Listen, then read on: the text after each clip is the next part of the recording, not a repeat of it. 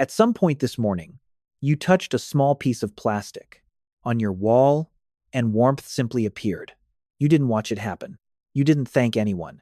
You probably don't even remember doing it. The most sophisticated survival technology in the history of life on Earth activated around your body, and you were thinking about emails.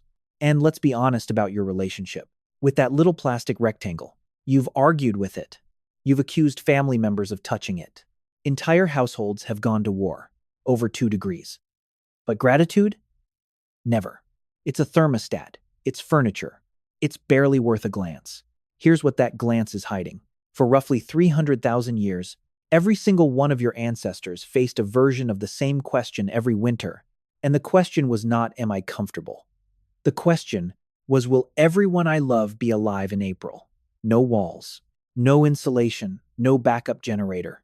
And for tens of thousands of those years, no forgiveness whatsoever. Because a huge portion of your family tree lived through the last ice age on open plains where winter meant -40, where the wind came off glaciers the size of continents, and where a single bad decision in October meant nobody had to make decisions in January. So how did they survive that? Not for a season. For millennia. Long enough to become you. The answer you already have in your head is some version of toughness. They were hardier, rougher, built different, as the internet likes to say. Thick-skinned people from a thick-skinned time, huddled shivering in caves, enduring what we couldn't endure, until spring showed up and rescued them. Here's the thing nobody tells you. That answer is wrong on almost every count. They were not built different. Put the toughest human alive, naked, on the Ice Age steppe, and they die before sunrise, same as you would. Most of them didn't live in caves, because the mammoth steppe barely had any. And they didn't shiver through winter waiting to be rescued. What archaeology has been quietly digging out of the frozen ground in Ukraine, Russia, and the Czech Republic tells a completely different story. A story about engineering so precise that modern Arctic specialists study it, and about a second invention, hiding inside the first one, that had nothing to do with temperature at all. Because the real secret of Ice Age survival wasn't toughness. It wasn't even fire. It was something warmth did to us. Something your body still remembers every time you walk into a warm kitchen full of people. But before any of that makes sense, you need to understand what the cold actually was. Because the cold you know is not this cold. The coldest most of us ever get is a parking lot in January. And even then, a heated building is 90 seconds away. Ice Age, winter on the Eurasian steppe ran to -40 and below, for months, with wind chill that turned exposed skin into dead tissue in minutes. At those temperatures, breathing is painful because the air freezes the inside of your airways on the way down. Metal tools stick to fingers. And hypothermia doesn't announce itself. It arrives as clumsiness, then confusion, then a strange, fatal warmth that makes people undress in the snow. A healthy adult without protection has hours, not days, hours. Now add the geography. The popular image of the Ice Age is people huddled in caves, but the mammoth steppe, the vast corridor of grassland stretching from Spain to Siberia, was mostly flat, mostly treeless, and mostly cave-free. Millions of square miles with nowhere to hide and, crucially, very little wood to burn.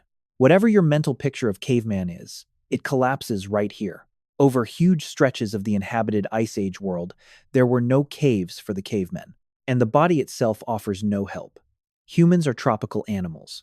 We evolved in African heat, we traded fur for sweat glands, and our so-called thermoneutral zone, the temperature where a naked human body is comfortable doing nothing, sits around a balmy tropical afternoon. Below that, without technology, we are prey to the weather. A wolf can sleep in the snow. A mammoth carried a full coat and a layer of fat. A human carries approximately nothing. On paper, we were the least qualified large mammal on the entire steppe, which is exactly what makes the next part so strange. Because the least qualified large mammal on the steppe didn't just cling on at the edges. Humans moved into the coldest inhabited places on Earth and stayed there for thousands of years, raising children, burying elders, making art. And in the 1960s, on a riverbank in central Ukraine, a farmer digging a cellar hit something with his shovel that would eventually explain how. It was a jawbone, a mammoth jawbone. And it was not alone. The year was 1965, the village was Mazirik, and the farmer's cellar project ended immediately. What came out of that ground over the following seasons of excavation was not a fossil deposit. It was a building, a round structure, about 16 feet across, made of woolly mammoth bones. Not scattered bones, arranged bones. Mammoth skulls, each one weighing over 200 pounds, placed rim down in a ring, like foundation blocks. Long limb bones stacked as walls. Curved tusks, some over 9 feet long, set against each other overhead to form arches, almost certainly the frame for an entrance and a hide-covered dome. And here's the detail that ends any argument about accident. Dozens of mammoth jawbones, stacked chin down into each other in a repeating herringbone pattern, forming sections of wall so orderly they look decorative. Because they might be. Some researchers think the pattern went beyond function into something closer to style. Counted up, and one house at Mesric contains bones from well over 100 individual mammoths, with a skeleton weight measured in tons. Somebody collected all of that, partly from hunts, partly, chemical analysis suggests, scavenged from bone accumulations on the landscape, some of it hauled from far away. Then somebody organized it, lifted 200-pound skulls into position, and raised a weatherproof dome on a treeless plain, using the skeletons of the largest animals in sight.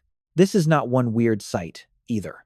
Around 70 mammoth bone structures are known across Ukraine and the Russian plain Mazyrik, Mizin, Yudinovo, and at Kostenki on the Don River, a giant among them, a bone circle over 35 feet across. For decades, the textbook dates put these buildings around 15,000 years ago. As the climate was already easing, then in 2025, new research redated the chronology, and the story got better. Fresh luminescence and radiocarbon results showed occupation running through the last glacial maximum itself, the absolute worst of the last ice age. These weren't shelters from a cold spell that was ending. They were built into the deepest cold the steppe ever produced. Think about what that means. Architecture didn't appear despite the peak of the ice age. It appeared because of it. When the cold reached its maximum, humans didn't retreat south with the sensible animals. They stayed, and they answered the worst winter on Earth with construction. And the construction worked.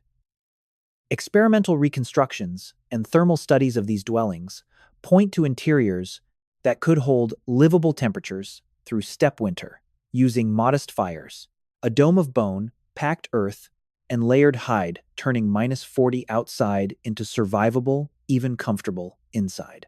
Arctic researchers who study cold climate shelter design have treated these buildings as legitimate engineering because that's what they are. Load, bearing foundations, wind-shedding geometry, insulated skins, Stone Age materials, modern principles. There is one more implication hiding in the bone count, and it's the one this whole story turns on. A structure built from tons of mammoth skeleton is not a weekend project. Estimates put construction at weeks of coordinated labor by many adults, hauling, sorting, lifting, stitching hides. No family could do it alone, which means every one of these houses is a fossil of something invisible, cooperation. The building material was bone. The actual technology was other people. Let that sit for a moment. The oldest architecture on Earth, and the blueprint was friendship with a work ethic. The bone houses are the headline. The rest of the system is where your ancestors quietly become engineers. Start below the surface. At sites across the Russian and Ukrainian plain, and further west at open-air camps, Ice Age dwellings were dug into the ground, sunken floors, sometimes several feet deep. That seems like a small detail until you know the physics. Soil is a thermal battery. A few feet down, ground temperature barely notices what the air is doing, staying dramatically more stable than the murderous atmosphere above. Digging your floor down doesn't fight the cold. It ducks under it. The same principle now sells as earth-sheltered construction in sustainable architecture magazines, usually accompanied by the word innovative. Then the walls. At Dolní Věstonice in the Czech Republic, a settlement of mammoth hunters, roughly 26 to 30,000 years old, and at similar camps, shelters were built as composites, frames of bone and wood, skins lashed over them, with organic material like grass, moss, and earth packed as insulation. Layering is the entire secret of staying warm, because what actually insulates is trapped air, and what actually kills structures in deep cold is trapped moisture. Fur in, wind-shedding skin out. Breathable stuffing between. It's the same logic as the wall of your house and the jacket in your closet. The materials changed. The physics never did. Now, the fire itself, and this is my favorite piece of the whole system. Remember, the steppe had almost no trees. So what was burning through those endless winters? Bone. Analysis of hearths at Kostenki and related sites shows massive quantities of burned bone. Fresh bone is loaded with fat, and it burns hot and long once a fire is established. Ash layers show fires managed and fed with whatever the landscape offered, likely including dried dung. Fuel on the steppe wasn't gathered. It was budgeted a resource stream flowing from the same mammoths that provided the walls, the roof covering, and dinner. One animal was a hardware store. So that's the machine. Earth battery below, composite insulation around, managed bone fire at the center. Now, here's what most people miss. Look at what happened inside the machine. Ice Age winter nights on the steppe ran 14 hours and longer. And humans, it turns out, have a factory setting for nights like that. In the early 1990s, psychiatrist Thomas Ware took modern volunteers and put them on natural-length winter darkness for weeks. Their sleep reorganized itself into 2 blocks, with a stretch of calm wakefulness in between, a pattern that matches the first sleep and second sleep, scattered through centuries of pre-industrial writing. Deep in the winter dark, your species doesn't sleep 8 hours straight. It sleeps in 2 shifts, with a quiet, strange, meditative interval in the middle of the night, hours of warm, firelit time that the modern world doesn't even have a name for anymore. And we know what that firelit time was for. Anthropologist Polly Wiesner spent years recording conversations among the Jew, Hawanzi Bushmen of the Kalahari, one of the best living windows into hunter-gatherer life. By day, talk was business. Work, plans, complaints, gossip about 80% of it. But after dark, around the fire, conversation transformed. 81% of firelight talk was stories. Myth, memory, adventure, the doings of people far away and long dead. Same people, same day. Different light, different species, almost. Follow the chain. The house made the fire survivable. The fire made the long night livable. And the long night, with nowhere to go and everyone gathered, made humans into storytellers. Your ancestors built those domes to protect their bodies. What got incubated inside was culture.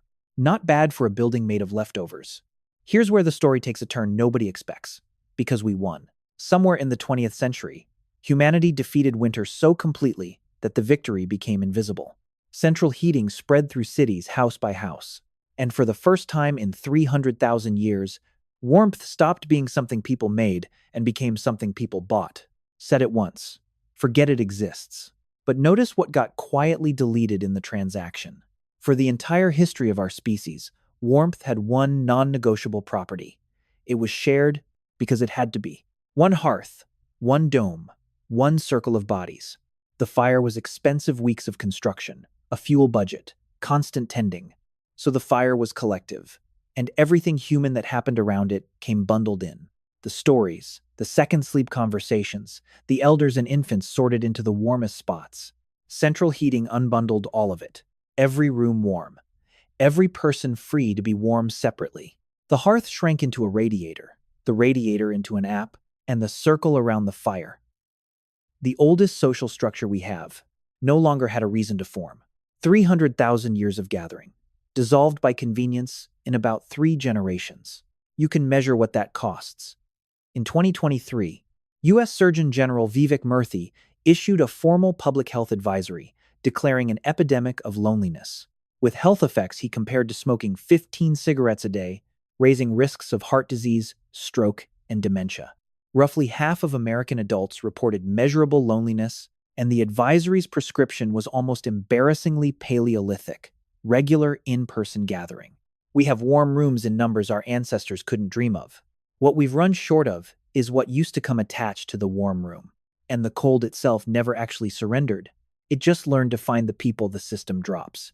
In February 2021, Winter Storm Uri knocked out the Texas power grid, and one of the wealthiest societies in history watched its citizens freeze inside their own homes.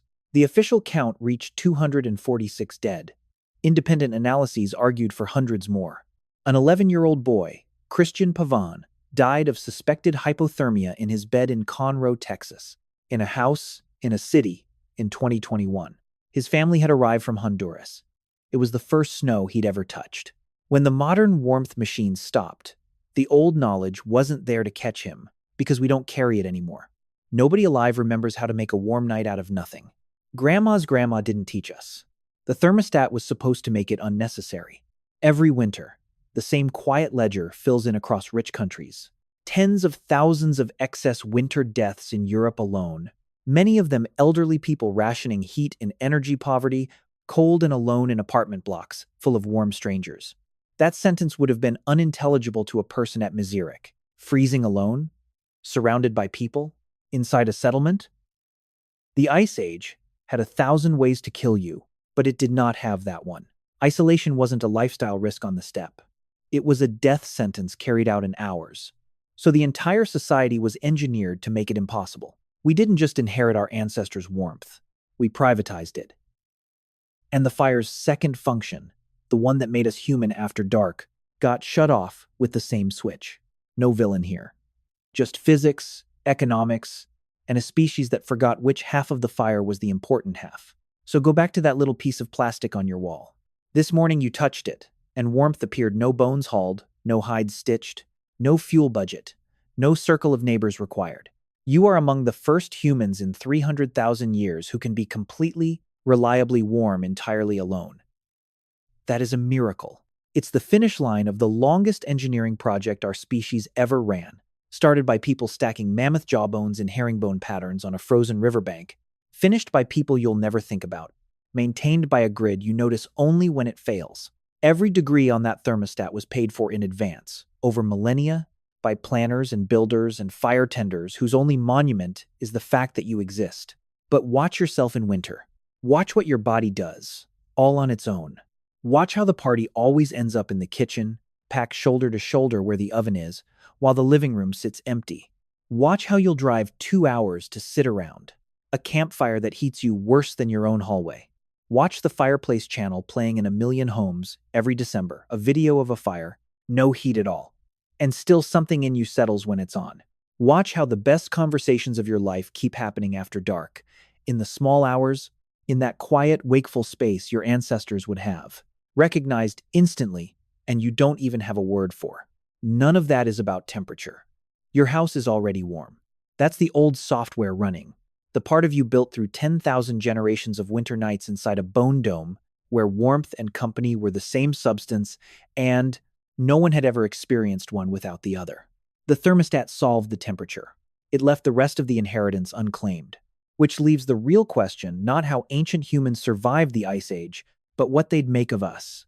We beat the cold so thoroughly that we can now spend an entire winter warm and never see another face. Would they call that victory? Or would they stand in your perfectly heated, perfectly silent living room and ask where everybody went? The fire your ancestors kept alive was never just burning fuel. It was burning loneliness. Half of that fire is in your walls now. The other half is still your job.